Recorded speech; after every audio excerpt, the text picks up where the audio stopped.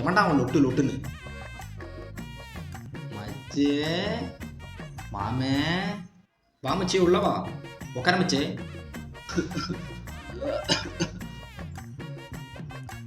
யாரு இந்த பெருசு? தாத்தாடா. தாத்தாவா?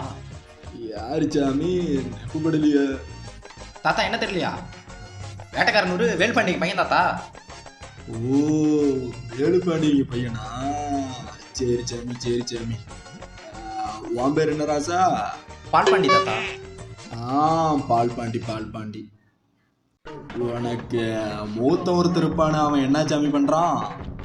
ஆமா தாத்தா, அண்ணனுக்கு கல்யாணம் பண்ணலான்னு இருக்காங்க, அதனால வீட்டில் பொண்ணு பார்த்துட்டு இருக்காங்க தாத்தா. ஓ, கல்யாணமா? சரி சரி. அப்பீத்தில் நாங்கெல்லாம் கல்யாணம் பண்ணோம்னா காலை அடக்கி இதெல்லாம் பண்ணித்தான் கல்யாணம் பண்ணோம். ஆனால் இப்பீத்து பிள்ளைங்க ஏதோ மெட்டி மணி சாதிக்காம அதில் பொண்ணு தேடுறீங்க. மெட்டிமணி சாதிக்காமா? டேய் என்னடா இது? மேட்டிமோனி தமிழ் சாதி.காம்டா. ஓ, மேட்டிமோனி ஷாதி.காமா? நீங்கள் சொல்லுங்க தாத்தா. அப்படிலாம் பார்த்தீங்கன்னாப்பா, கல்யாணம் பண்ணோம்னா ஒரு கல்லை தூக்கினா தான் பொண்ணு தருவேன் அப்படின்னு சொல்லிவிட்டாங்க. நாங்களாம் அவ்வளோ கயட்டப்பட்டு கல்யாணம் பண்ணவங்க. ஆனால் இப்போ இது பிள்ளைங்க ஏதோ பண்ணி கல்யாணம் பண்ணிக்கிறீங்க.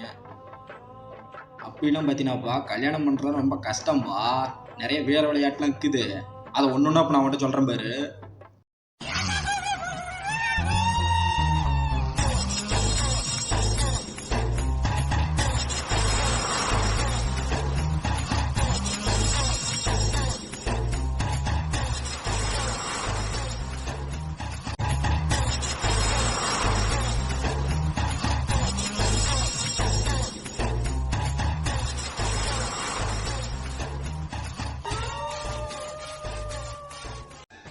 அப்புறம் பார்த்தீங்கன்னாப்பா, நான் எல்லா விளையாட்டுலையும் ஜெயிச்சுவிட்டேன். அப்புறம் கடைசியாக பார்த்தேன், என் வீட்டுக்காரர் இவங்க அப்பா அந்த கரண்டப்பில் என்ன பண்ணிட்டான்னு பார்த்தீங்கன்னா, ஒரு புலியோட சண்டை பண்ணி மாப்பிள்ள உனக்கு பொண்ணை தரன்னு விட்டான். நானும் உடனே தயாராகிட்டேன்.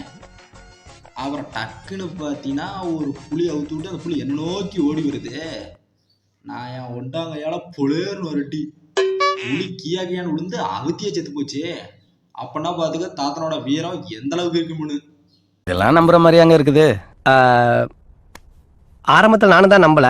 நம்பினாதான் சோறு போடுன்னு தாத்தா சொன்னாரு. அதுல இருந்து நம்பிட்டேன். நீங்க சாப்பிட்றீங்களா? இல்ல உண்மைதான் நம்புறேன்.